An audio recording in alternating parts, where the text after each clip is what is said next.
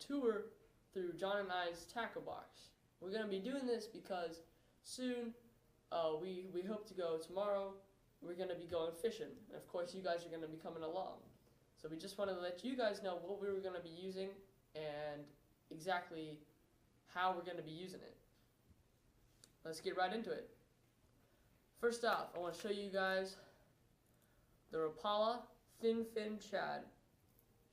This is the original black and white color. As you can see, yellow eyes. And what this thing is supposed to do, dive down. It's not really deep water thing. So we use it on shallow drop-offs and maybe some shore fishing a little bit. But as you can see, this doesn't have weedless hooks. And for weir fishing, we really need weedless hooks. Doesn't matter. We always have a good time fishing these.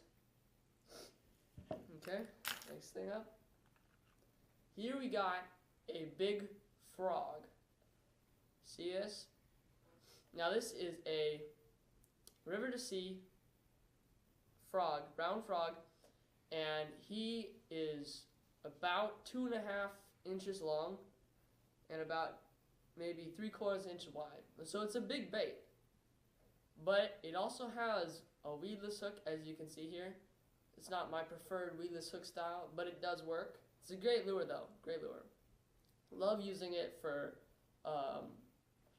weeded banks and very heavily wooded undersea or underwater areas. Here we have another river to sea lure. This is the crawdad.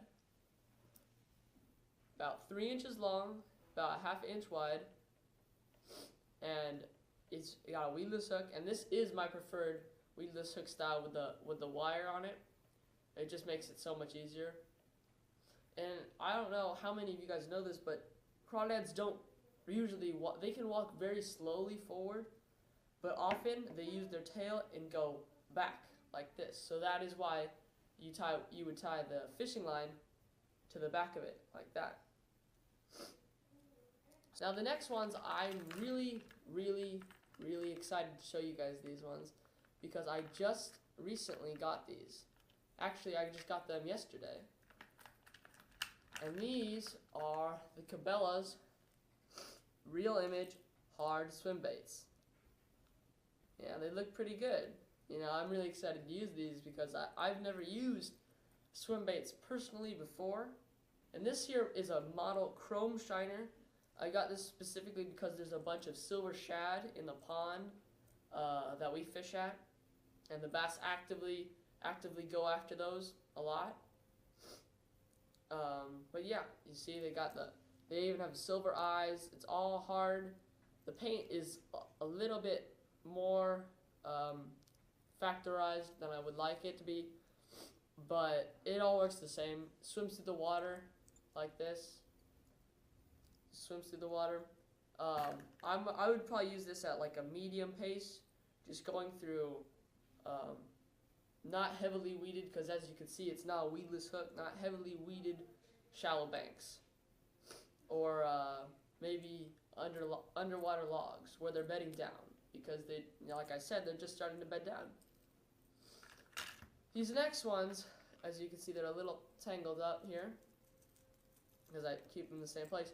But these are the same thing as the chrome shiner, but this one is the Alewife, Cabela's Real Image Hard Swim Bait, Alewife, and this is the chrome Alewife, as long as I give kudos to Cabela's, yeah? But yeah, as you can see, they're just the same thing, just different color, and yeah, these look like a real fish, which actually I'm pretty happy with the way they look. Alright. Now, the worms I like to use are these ones, the KVD Perfect Plastics. You see them here. You can see the bag was full. I used a lot of them as they work really good. They have the sparkles, the scent, the softness, and the grub/worm look to them. Okay, and here is an example of how, well, normally this would be a little bit nicer job done, but you would take it and you would push the worm through the weedless hook all the way around till it gets like this, and yeah, And when I'm not using these kind of formatted hooks, I use these ones here. These are the little bit of plastic brush. I mean they work all the same, but I don't prefer them. I just like the wired ones. And here we go. Now, where are these? And I'll be honest with you guys, I hate these lures. You know, there's a bunch of different names that what they're called, very different. They work really nice, yeah, when you very low weeded. But this thing gets caught on something, it's done. People have a lot of fun fishing these. I don't. I also have this blue one. And you know what? I bought 4 of these. 2 of them are gone. Yeah. Only 2 things in life you can never have as much of. Fishing lures and guns. Only 2 things in life you can never have as much of. Fishing lures and guns. Alright, but the first one I'm going to show you guys is the jitterbug. Now, a lot of you guys, if you are fishermen, you're probably pretty familiar with the type of form a jitterbug is. But as you can see, this one's pretty brightly colored, blue, purple, yellow, and red. Non-weedless hooks, and Fred Bogus. Don't know who that is, but credits to you, man. It's a great lure. I've caught several really nice fish on these. Cool jitterbug. I really like using it. Next one I'm going to show you. I saw this, I didn't know what it was. I thought, well, that's a cool form. It's kind of a weird looking popper. Works the same. All poppers work universally pretty much the same. But then I figured out, you see how this is right now?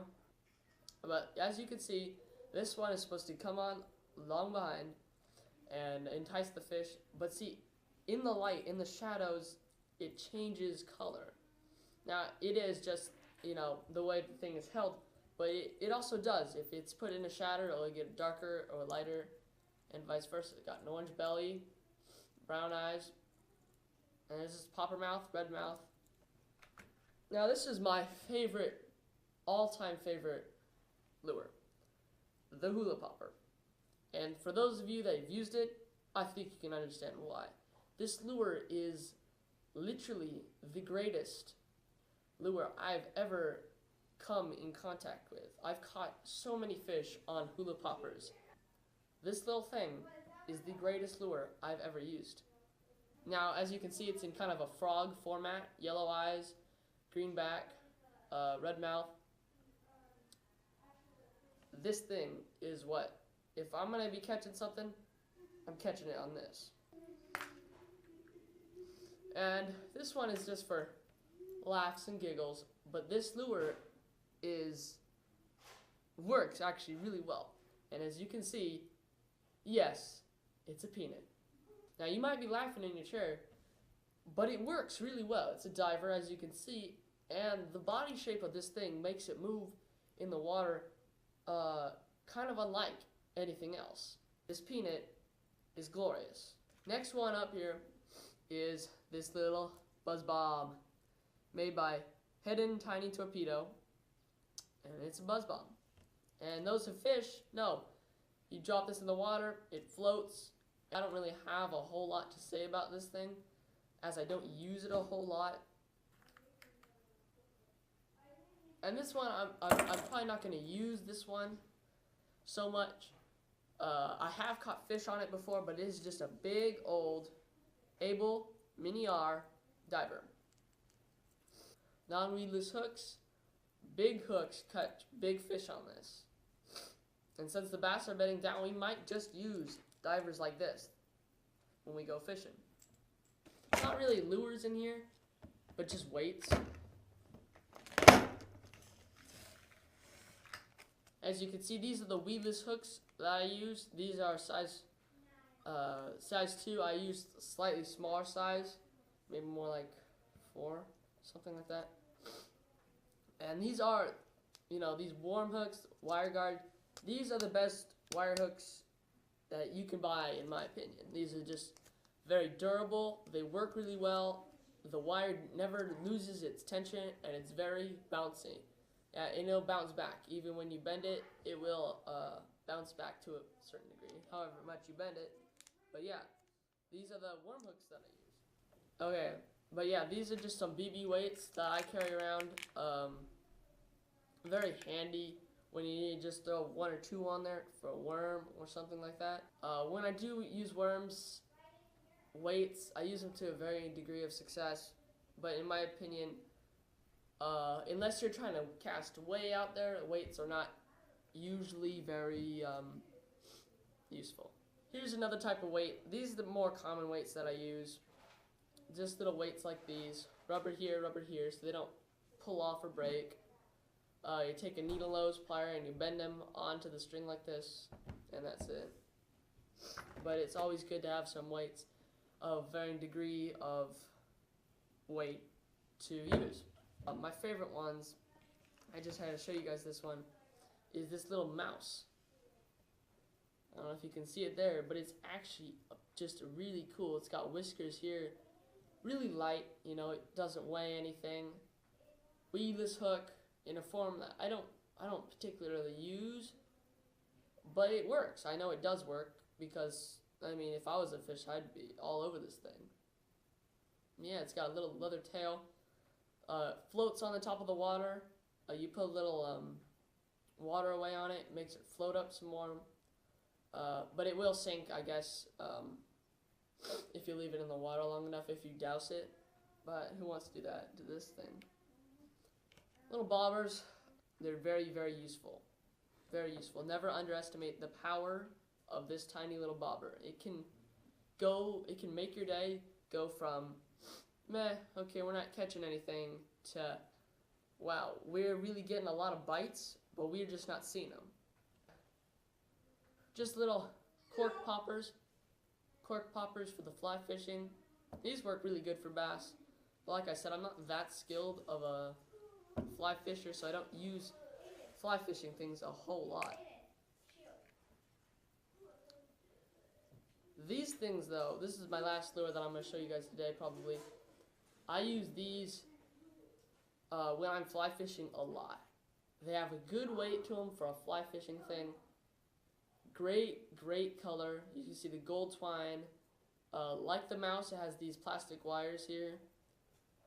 Good long feather along the back. Very strong black hook. This lure is just a very pretty lure, and I've always admired. I don't usually use fly fishing lures, but I like to buy them because look at this. Who wouldn't want to buy this? I mean, I saw it and I was like, mine. Gotta buy it. But yeah, that's it. Hope you guys enjoyed watching. I had a great time showing you guys around the tackle box. And, well, have a great day, guys.